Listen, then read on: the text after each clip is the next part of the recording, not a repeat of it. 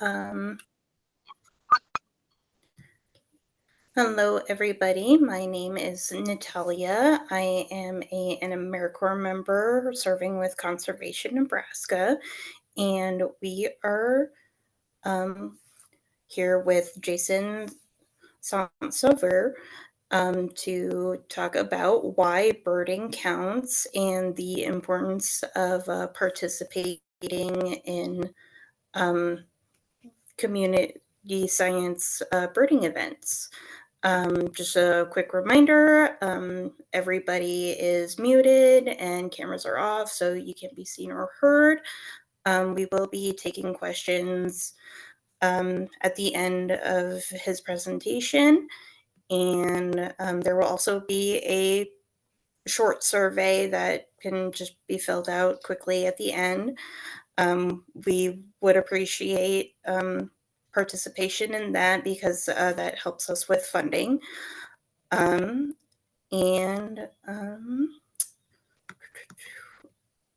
I think we will go ahead and get started. Jason, if you want to take it away.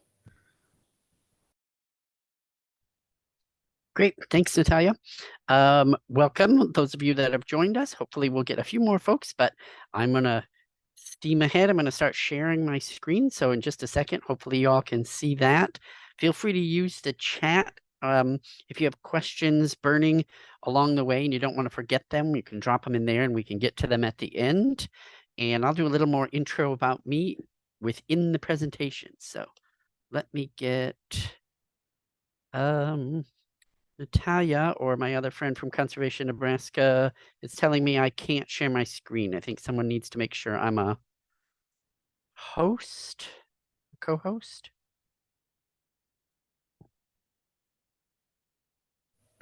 All right, hang on, we're working on that. Oh, yep, you should be a host now.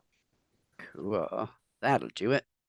Yes, all right, so I'm going to share my screen, and I'm going to pull up our PowerPoint presentation, and there we go. So tonight, I'm excited to chat with you about why birding counts. And I love the double entendre in that title. Not only why is birding important and some community science around it, but why doing birding counts also helps. So that's what we'll chat a little bit about tonight. I've got about probably 35 to 40 minutes planned, and then time for Q&A at the end. A little bit of what we're going to talk about. Community science. First, we're going to describe what that is in case anyone doesn't know or hasn't participated before. Also, there's lots of different words for it. So in case you weren't sure, it is the same as many other phrases you may have heard.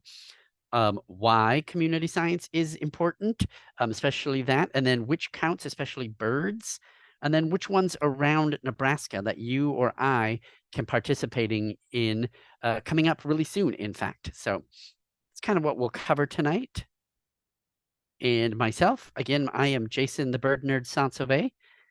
I have been working over 20 years in environmental education, 10 years with the National Audubon Society, most of those here in Nebraska at Spring Creek Prairie Audubon Center. I am the senior education manager there.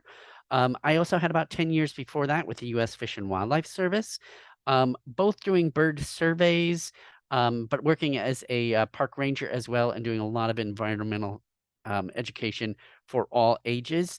And throughout those years, and even before, a big community science fan and participant for many, many years as well, mostly around birds, but some other projects as well that we might chat about. So first, I want to start off with just what community science is and its important history. I'm going to start really simple and read you just the Wikipedia definition. It's actually the definition of citizen science, because you may have heard it called that. We at Audubon call it something different, which is community science, and I'll get into why in just a second. But citizen science, or community science, crowdsourced science, civic science, participatory monitoring, or volunteer monitoring, is all scientific research that is conducted with the participation or by the general public. So usually amateur or non-professional scientists, where that's not their main career or role in the community, but they participate in that research. So that's really what it is. It's non-professional scientists helping with or participating in research projects. Now, we at Audubon and many other groups call it community science. We use those words mainly because early on, language is important, what words you choose, and you don't have to be a citizen to participate in these projects. So we like the idea of community science better. And the more we chat tonight, you'll kind of see why, because it really does bring a community of people together around some shared goals. Those are some of the real perks to participating in a community science project. Some history, though, is citizen science, those words, and then the thought of this type of project really was coined much more recently than people realize. 1989, in the MIT Technology Review, the first phrase or use of citizen science was coined. Now, citizen science had been going on for a lot longer than that, obviously, but that's the first time that was used. And since then, it's really, really grown in popularity and use. One of the longest running citizen science projects or community science projects is the Christmas bird count, or the CBC. Audubon has run those for, we are now in our 124th year of running this community science project, where it's basically counting birds during the holiday season around Christmas and New Year's. So it's been going for the longest time. But that said, that is not as long as community science has been around. Some books or research will show you that community science started when the settlers got to North America and started taking notes in journals and writing down scientific data about how things compared, maybe the plants and the birds and the animals compared to maybe back in Europe. But certainly community science was going on long before that. Indigenous knowledge and science has been around for thousands of years. And really, as far as I'm concerned, is the start of community science, where a group of people have a shared goal and they really, really want to decide what they can do together to maybe fix a project. Now, it doesn't need to be environmental science, but that tends to be where the most community science projects happen. So think about early waterfowl hunting or early bison hunting. Records were kept, whether they were oral or written down, but that was to figure out, is the population going to feed us this year? Is it large enough do we need to follow? All of that data was kept so that it was more efficient each year, and that's ultimately what community science is. So it's been around for a long, long time, people coming together around a shared goal to study and record observations in nature and what they're seeing. Now it is one of the most popular ways to get involved in the outdoors, because not only do you get to enjoy, whether it's birds, insects, plants, whatever it is you're looking at, fungus, right? There's a lot of fun mushrooms around and fungus. So you get to explore those living organisms, but you also get to help participate, meet new friends, and add to scientific research that might solve a problem, whether it's in your own neighborhood, your state, or the United States, or internationally, right, to help the planet. Lots of projects going on, from small local things all the way up to huge things dealing with the climate on the earth right now. So why community science? There's lots of reasons. I would say the benefits much, much, much outweigh the few drawbacks. Really, I'll start with the drawbacks because there's really only about one, and that is a lot of places, and this is getting smaller and smaller, maybe a lot of either organizations or scientific publications don't give community science maybe the credence, right? They feel like the research isn't scientifically rigorous. And we'll talk about why it actually is, and all of that in just a little bit. But other than that, the benefits are huge. You can see on the screen there, hopefully, all of the cool benefits there. You get to observe life cycles, right? Think about monarch butterflies, and tracking their trip back and forth from Mexico all the way up to Canada and back over several generations. A really important one right now is working on climate crisis. And one of those that's really important is phenology. That's the timing of when plants are leafing out or when they're budding, when their fruit is happening. Is that changing? And if so, is it affecting our insects, our birds? Is it affecting us because that's happening at maybe shorter times, different times, etc.? Bird species, right? I think about the first early quote unquote science on bird migration. They really didn't know. They thought birds dove into a pond and like buried themselves in the mud like turtles do, and then just appeared next spring. So it took folks like John James Audubon himself tying a tiny little silver ribbon to an eastern phoebe, and watching that bird come back the next year and knowing, okay, it is the same bird. Now, where is it going on up to today, where we get tiny little microchips implanted in animals, that let us know, just like our pets, where they go. Are they safe? What are they doing? Where are they eating? So we've learned so much more from that. I wanted to get a few more on the benefits of community science. So I'm going to stop sharing this screen for a second and then reshare, because I wanted to pull up this website that you can see here from the Association of Science and Technology Centers. They've got a really great framework that lists very clearly some of the most important benefits of why we do community science and how important it is. So real quick, I'm going to do this, and I'm going to share again, but I'm going to share this, I believe. Hopefully this works. There we go. And now hopefully you can see that website. Again, this is the Association of Science and Technology Centers, but they have this great framework of some of the attributes and outcomes that community science really provide and why they're important to have projects to do. One of the first ones that you see right here is centers the community priorities, right? It honors and centers community priorities. It brings people together around something they all care about in their own community. So it really strengthens the community itself. A lot of community science projects that aren't maybe national or international start really small and locally. In fact, if you go back to that Christmas bird count we talked about, one of the longest running community science projects, it started small and locally. 125 years ago, they used to have the Christmas bird hunt, and many early conservationists was like, well, we don't need to hunt them to count them. What if we just looked at them, counted them instead, and we wouldn't have to kill them all? So it seems pretty obvious these days, but back then hunting was a real important way to get specimens and learn what birds were around.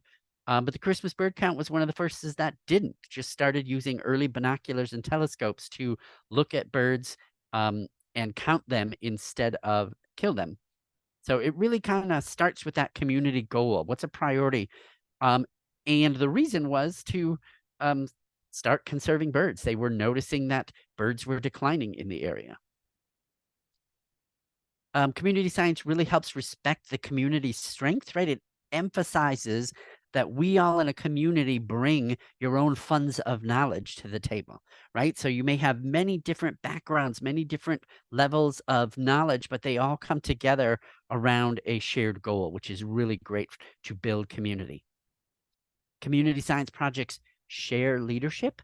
There might be like maybe a project manager, but it really asks everybody to kind of get together as a group and do these set goals or objectives, which is really, really great. So everybody is kind of their own leader in part of the project, which is super exciting.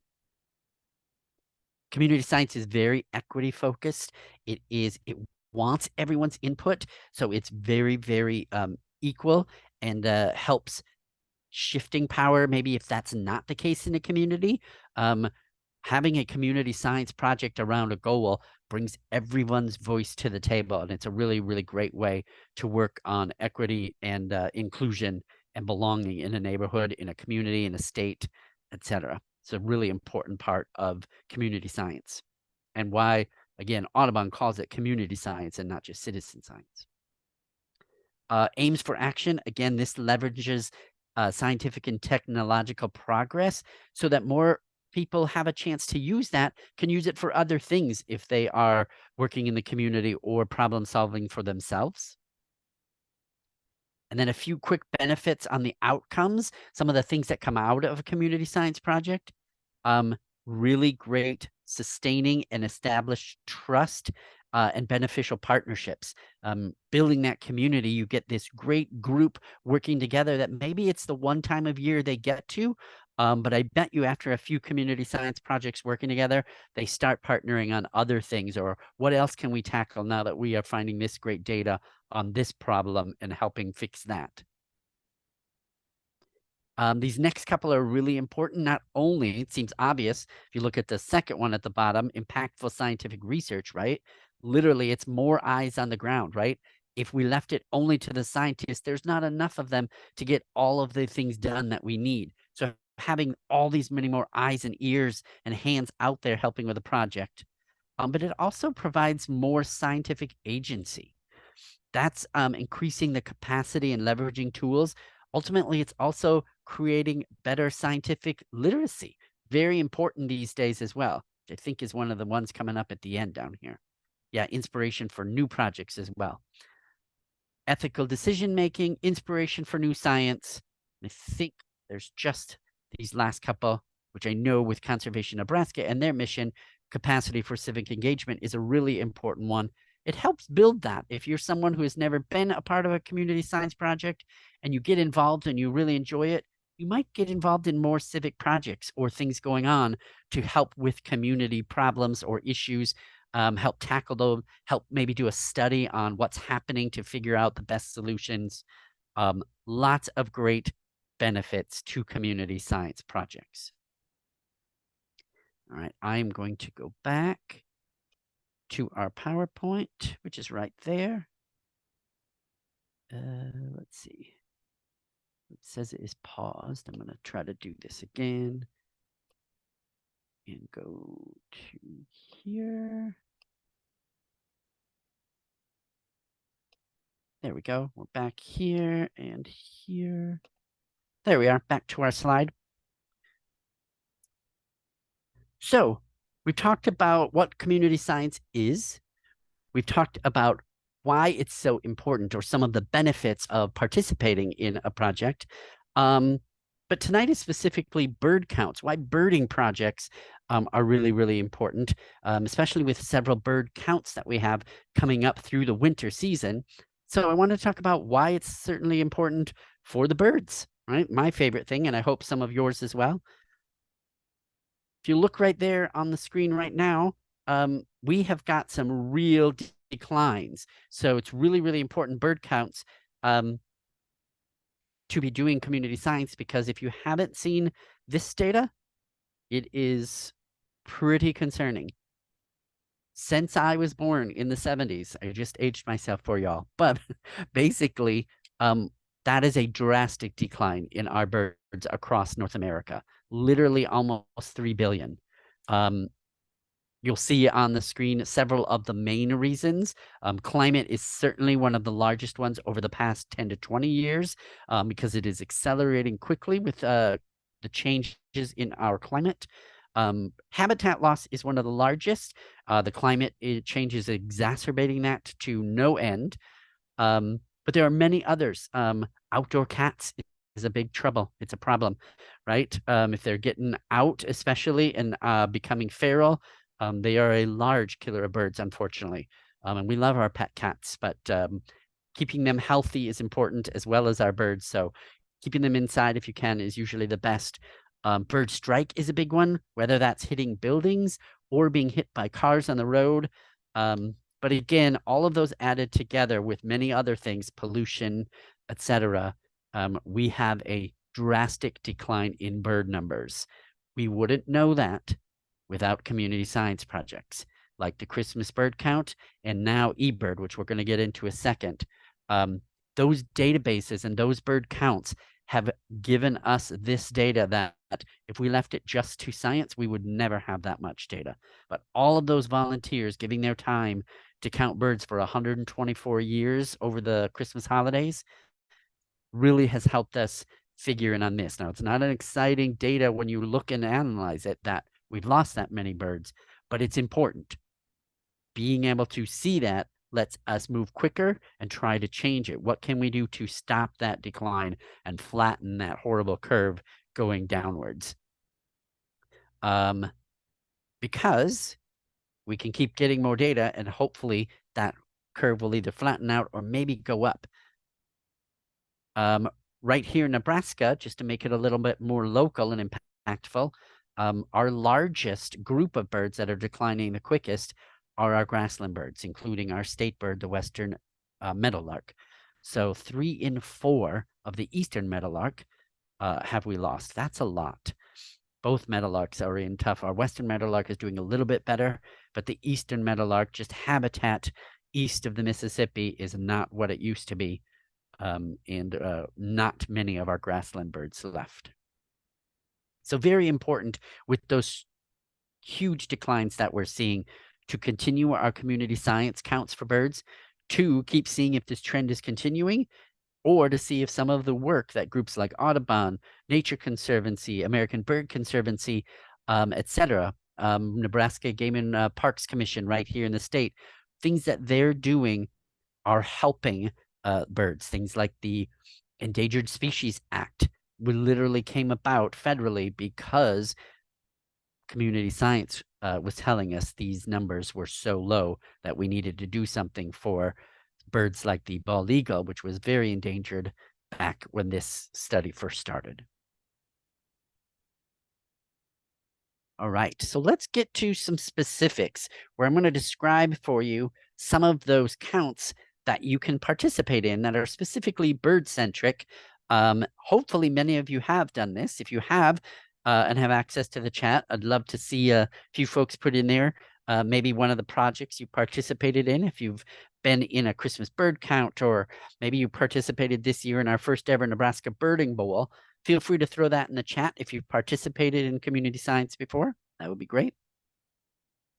But let's start with the one we already mentioned, which is the Christmas bird count, the longest running community science project pretty much around, 124 years this year. Always takes place between December 14th and January 5th. Depending on the local circle, the survey area that gets counted, that date is decided by a local coordinator. I happen to be the coordinator right here in the Lincoln area, but we have 19 circles all across Nebraska, which is really great. Lincoln's is the biggest with over 60 to 75 people participating. Some of our counts are small. It's maybe 4 or 5 people who count a whole big area in some of our less populated counties. But we have a really great state that has a lot of counts, so lots of ways to participate, but it also really gives us tons of data over hundreds of years to know how not only are birds doing nationwide, but how are they doing right here in Nebraska. We'll talk about later one of the success stories and one of the not so great stories that we've got from Christmas bird count data. And I'll also let you know how any of these you can participate.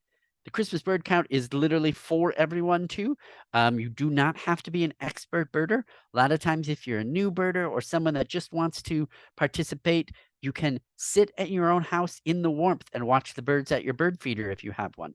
You can get out in the field with someone like me, someone that is an expert, and get assigned with a group and go and learn more, and then maybe be an expert in a few years and lead a CBC count area. Lots of fun. It can be one of the coldest counts out there, depending on what state you're in. Here in Nebraska, some years it's almost 60 degrees. Some years it's minus 10, which is not very fun to count birds in. But again, very important. I always like to stress that even a low numbered count is important, right? If you're doing any type of science, a 0 in the data is still really important data because it means something, especially if the 0 is sustained over several years. Then you really have to figure out what has happened or what is going on causing those bird losses. A lot of fun to count in the Christmas bird count. We can have more questions on that later if you have them. Another fun one coming up just a little after the Christmas bird count in the new year is the Great Backyard Bird Count. This is a great family one, especially if you've got kids that want to count. The Christmas bird count itself can be kind of a long day, but usually coordinators have great ways that kids and families can still count together. But the Great Backyard Bird Count coming up in February every year. It's always over President's Day weekend.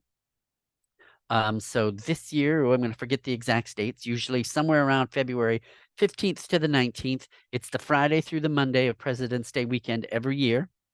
And it's very similar to the Christmas bird count, except there isn't a specific circle. You can count anywhere that you are, whether it's in your backyard, looking at a bird feeder, from your apartment balcony. Maybe it's just walking down Main Street and you see some pigeons and starlings and you want to count them.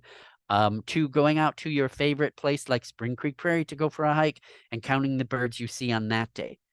It just gives us another great way for tons of eyes to be out in the field and let us know how our resident birds, that's the birds that didn't migrate away or that are here during the winter, how they are doing and how many of them are around.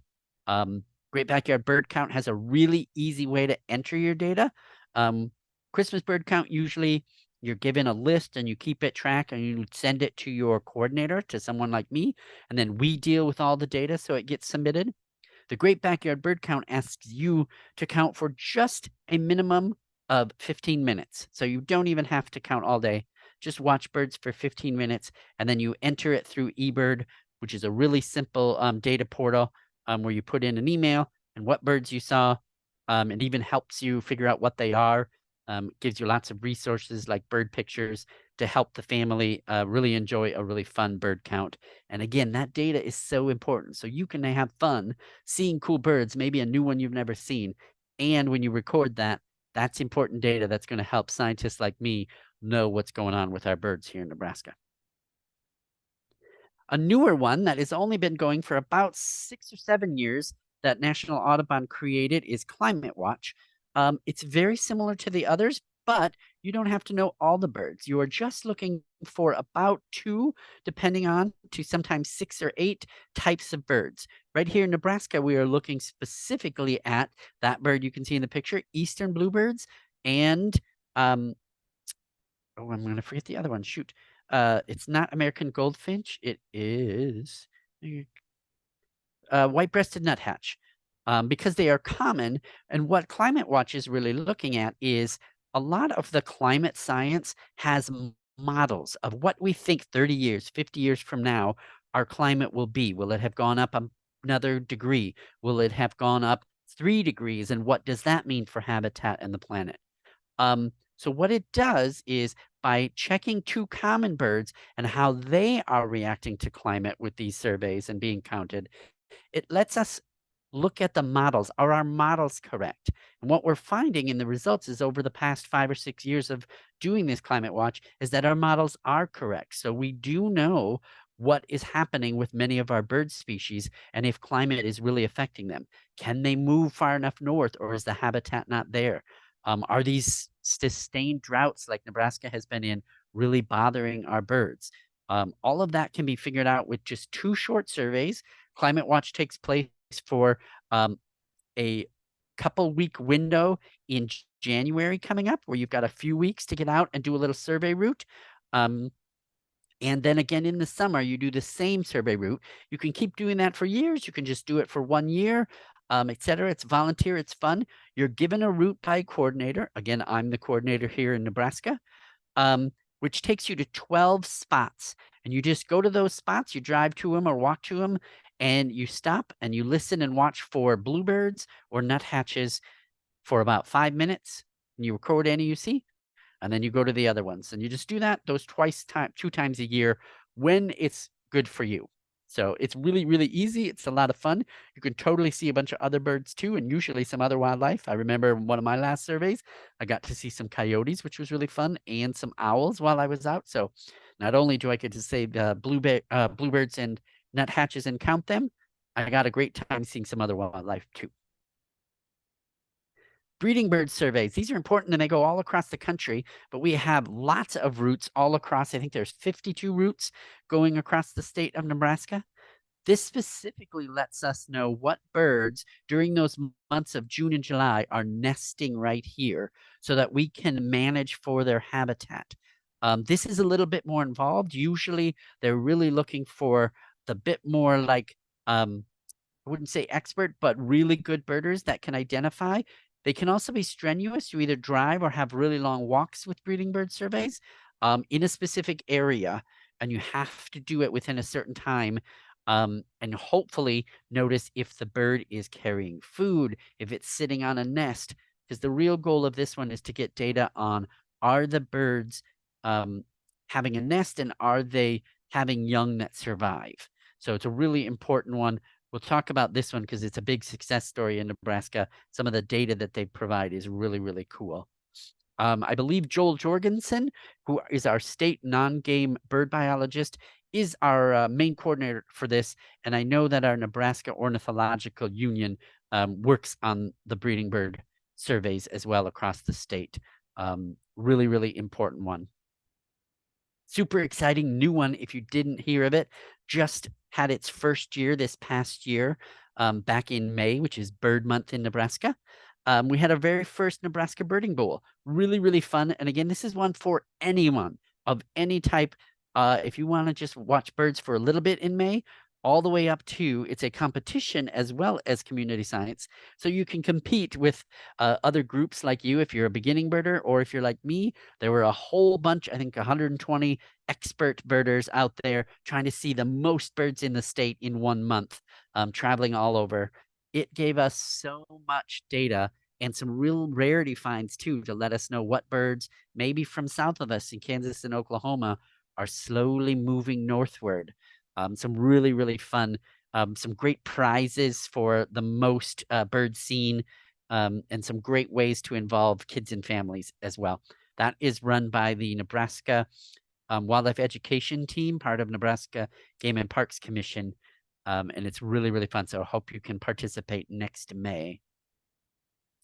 The Big Sit is one of the least sort of famous, at least around here, of our community science projects, but it's a really easy one. It's probably the easiest. It literally is kind of, they sometimes call it the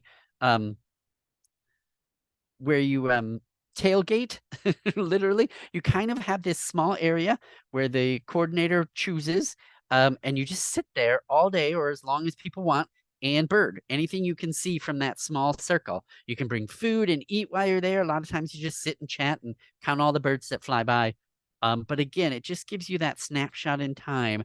This one takes place in the fall, usually the second weekend of October every year. We held one at Holmes Lake last year here in Lincoln, and we have had them out at Spring Creek Prairie in the past. But it's really, really fun. If you want to get involved, you can even start your own Big Sit, or you can contact me and we can get you excited. This is a really great one for those that maybe are just getting into birding, or if anyone has accessibility issues and isn't sure that they can like do a long walk in the field. This is a great accessible community science project where really we would welcome anyone to join and just enjoy the day and count the birds. I have counted in both a snowstorm and really hot heat. Both of them were really, really fun, and there were still really great birds to see and count. Couple more. Project Feeder Watch is going on, I think, right now. It's usually right at the end of the fall and early winter. And again, this is for folks, specifically if you have feeders. They're wanting to learn more about our resident birds that come to feeders, like that downy woodpecker in the picture, nuthatches, chickadees, things like that. Again, it's a really great family project that you can enjoy. It's great for students if they are learning about science, biology, birds, math, doing all of that and watching. Feeder Watch also has a bunch of great resources on their website to help you identify the birds, some printable guides for you that you can put up maybe by your window as you watch the birds from there. Lots of great and easy ways to participate in that one. Going on right now, I believe. So if you want to check it out and get going, that's when you can participate in right now, literally without anybody's help. You can just sign up and it'll tell you what to do. Again, they just want you to watch your feeder for so many minutes, maybe daily or at least once a week, and get some data in there. Last couple, Nest Watch is a little different. This one is less counting birds, but if you know that you're, let's say, under your gutter or on your roof, right in a tree that's outside your window, a bird puts a nest, you can watch it from a safe distance. You don't want to disturb the birds. And every once in a while, it's about every 5 days to a week, you would put in what you see. Are there 4 eggs in there? Have the babies hatched and how many of them succeed in fledge? This gives us a great amount of data on not only what birds are around, but how they're doing. Where are they choosing to nest? Does human buildings and habitat, is there still enough habitat for the birds to succeed, or are they not succeeding? Things like that. There's so much data you can do with that. It's really fun. This one needs a little bit more help from adults. It's great to involve the kids, but you have to be very careful that you're not disturbing the eggs or the chicks as they're hatching, or going to the nest too often, so that we're not injuring or scaring the birds off the nest. And finally, I couldn't add this, forget this one. This is the one that I wanted to add that isn't just birds specifically, but it's one of my favorites. We've started doing this one here in Lincoln over the past 3 or 4 years. My good friend Allie Mays at Game and Parks Commission is the main coordinator in the state for the City Nature Challenge. It goes on internationally, and it's always, I believe, the last weekend in May and the first few days, or last weekend of April, sorry, first day or so of May. It's right at the end of April every year.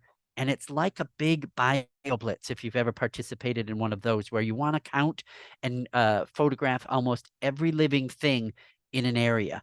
And then what you can do is challenge another city or another neighborhood, and see how many things they saw. It's really, really cool. I've got some success stories about Lincoln's coming up before we end here in a few minutes. But it's really, really fun. It's not just birds, it's all living things, but it's got a bird section. So of course, I love doing it because I get to count birds and be outside. Plus, I get to see tons of other things too. All right. We're almost done, guys. I see I've got something in the chat there, and we'll be getting to questions in just a second. Want to get through the last few slides so we have time for questions. I wanted to mention just a few of the apps and tools that are important for community science projects. Hopefully you've all heard of eBird. If you haven't, that's this one on the lower right side. Really easy. It's literally, the simplest definition is it is a large database of bird sightings. It's that simple. You can do it on your phone. You can do it from your laptop. But if you see a bird, it'll basically ask, who are you? What did you see? And where was it? If you're on your phone, it literally knows the where was it and what time, and it knows who you are if you've signed into eBird. So it does it for you, and it tells you what birds should be around. It's really, really great. Merlin to the lower left is a really great new app that you can use if you don't know what bird it is that you saw and you want to record it. So Merlin isn't necessarily the community science. You still have to enter it in eBird, although they connect, but Merlin will help you figure it out. So if you're a new birder, it will ask you, what size was the bird? What color did you see? It now also has a great tool of recording the bird's song. So if you can't see the bird, it will help you identify it by what sound it's making. Really, really great. iNaturalist is one of the most populars. I love it. We use it for the City Nature Challenge all the time. That's an easy app that literally you take a picture of a living thing or describe it, you put the location you're in at, and it helps you identify it. One of the cool things with it is even if you don't know and you're like, oh, I think it's this, 2 or 3 other naturalists or scientists will see that and verify or correct what you saw. And after 3 folks have seen it and verified, yep, that is that bird or that is that plant, it becomes research grade, and it is a great tool to get tons of data on all the important living things around us. It's great to tell about habitat, to know that nature isn't somewhere you have to go. iNaturalist is great for in your own yard, in your town, to show you that nature is all around you, right? The ants right on the sidewalk to the birds above you in the trees, maybe even the little spiders and roly-polies that might be on your steps. Lots of other ID things to help. Of course, there's tons of books, binoculars, journals, all those things that you need. But the main thing you need to really participate in community science is just you and the will to get outside and count birds or something else living. We've talked about how community science help. I want to get to a few of those. Most of it we talked about already, but the data, I cannot stress enough, is so important to let us know what's going on with our birds. eBird is probably now the largest. Christmas bird count is the used most because it's been around the longest, 124 years of data. But eBird has quickly become, in the past 20 or 30 years, the biggest data repository of bird data that there is. Researchers doing any type of bird project will use both of these two things, the Christmas bird count and eBird, to help with baseline data on whatever bird or whatever thing they are trying to study about birds, and then build upon that with more years of research. But without those two, we would not have things like right here in Lincoln, Joel Jorgensen, again, our non-game bird biologist for the state, and Stephen Brenner, who is avian biologist with Audubon, have a paper out on the terrible decline of black-billed magpies in the state. But a lot of the data they used to do that research all came from the Christmas bird count, and then a little bit since eBird, watching more modern times and how that bird has really been decimated by when West Nile came through. West Nile, for some reason, really, really hit that bird hard, and their populations have not come back.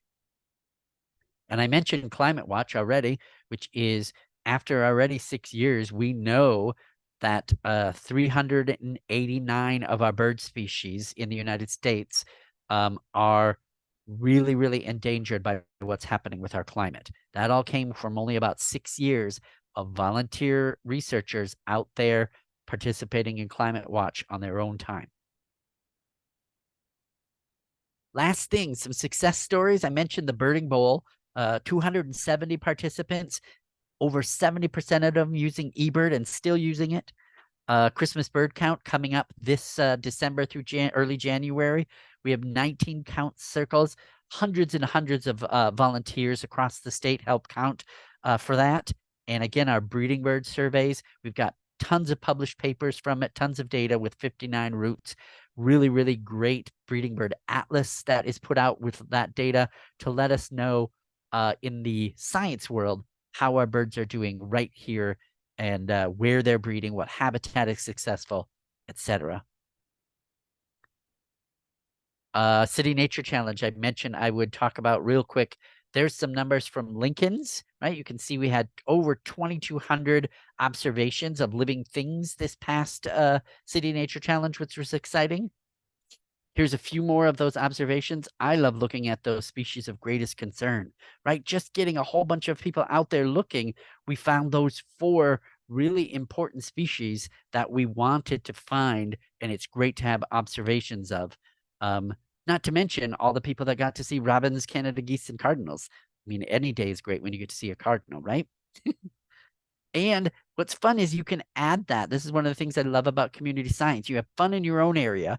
You have important data locally, but when it goes to a larger project, just look at those numbers nationally, right? Well, that's globally. That's huge, right? All of those species being seen and recorded across the planet, all in that one weekend every year, is really, really cool to know that many people are helping us make scientific observations in the field so that the scientists can then take that data and figure out how to continue to help our planet, our living things, and especially our birds, since that's our theme for tonight. And with that, I want to tell you how to participate. The easiest ways, a couple of them. I am the state coordinator on many of these bird things, so please feel free to send you my email, and I'm about to put it up on the screen, so feel free to take a picture. Or you can go online to Facebook and find the Community Scientists of Nebraska Network. There are several folks that put that together. We have projects that we do throughout the year, and we have links to many other community science projects that aren't about birds going on across the state, maybe with UNL or other colleges, organizations, etc. So the best thing I can tell you is just sign up and do it. I'll take some more questions in just a second, but it is a lot of fun. As you saw, they go throughout the year from winter to May. But again, we've got Christmas bird coming up soon, and we're going to need lots of counters coming up in late December. So if you're thinking about it, please join us. And with that, I am Jason the Bird Nerd. There is my email at Spring Creek Prairie. Easy to remember because it's our initials, scp@audubon.org. Give us a call or an email, and I am going to unshare so that I can see the chat better and you can see me, and hopefully we might have some questions or ideas. Yeah, we will also be launching the survey here in a little bit. We appreciate it if you take the time to fill that out before you leave. This helps Conservation Nebraska get funding and helps us improve. And also, yeah, any questions for Jason, and or if you want to talk at, let us know about your birding experiences. We would love to hear about that too. Yeah, I just saw a good friend of mine, Marcia, put in that she loves participating in the City Nature Challenge. It's a lot of fun every late April. Well, if nobody else has any questions, I have a question for you. So I was recently rewatching an episode of Bob's Burgers. Yes. Good show. Anyway, from last season. And a character was wanting to get her bird watching badge for her scout troop. And in the episode, she encounters the park ranger, and the park ranger was talking about his trigger bird, the bird that really makes us fall in love with all the other birds and gets us to appreciate birds. I was wondering, what is your trigger bird? Yeah, I've heard lots of different sort of little names for it, trigger bird or spark bird, that thing that gets someone interested in birding or doing bird projects like this. Mine is the dark-eyed junco. And it's a great time to chat about them because they just arrived back to Nebraska. They're a bird that lives way up in the tundra most of the summer. Some people actually call them snowbirds because they kind of arrive with the snow each year in this part of the country. Tiny little gray birds with white bellies, but it's my trigger bird because when I was a kid, my grandma got me into birding, and it was the first one. She gave me my first bird book. It's the first one that I looked out on her feeder and I didn't know what it was, and I figured it out from the book. And ever since then, I've been hooked. I would have to say mine is the great horned owl. My great grandma had this room full of owl figurines. She just loved owls. And then a couple years ago, my mom discovered that she had a great horned owl in her neighborhood. She lives close to Holmes Lake in Lincoln. And yeah, I saw the daddy owl on Thanksgiving Day. And then later on, we found their nest and um, them flying back and forth. And then they came back the next year. And this spring, we saw where their nest was. And we could see the little cotton ball owlets peeking out through. And they were just so adorable. And that was really cool to just see the whole nesting experience of owls. Maybe viewers have owls in their neighborhood around this time of year. They can listen for hooting at night or and see if they can go see some flying around. They'll be starting their nesting here soon. Yeah, it's a great time to listen for owls because especially the great horns, they should be calling coming up in December, if not early November here. Um, I saw one question come through um, from Dakota. Thankful for the Zoom meeting, but wondering if there's some resource links. Do you know, Natalia, that document of links that I sent? Is that something that we can send out to those that attended? Yes, that is scheduled to be sent out sometime after the webinar is over. Perfect. So that should answer your question. If you have the links too, you can share them in the chat real quick if Let me you would see if I like, got Jason. that. Let me see if I have. Oh, yep, I think I do. We'll see if this works. I'm going to try to copy and paste this for you, and I'll put it in chat. This is a this should be a bunch of those links of And the I got a projects. message. And I got a message from Connor, our other AmeriCorps member who's running behind the scenes. He cannot get the survey launched, but that is okay. I think there is still like a link to kind of like not specific to this one, but just conservation Nebraska in general on our website. Let me see if I can find that. It may be an issue of transferring host. So I think, Jason, I might have made you the host accidentally. So if you could transfer that back over, that might solve the issue. Oh, can I though? What do I do? Let's see. Is it in here? Not there. I believe if you right click on the Conservation Nebraska icon, it'll give you the option to make me a host.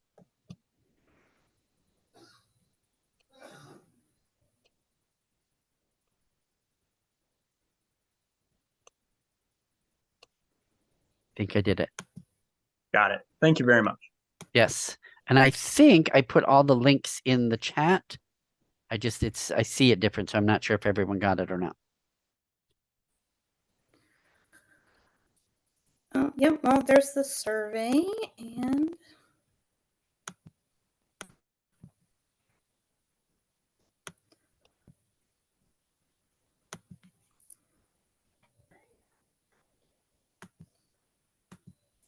see if I can chat here. Oh my gosh.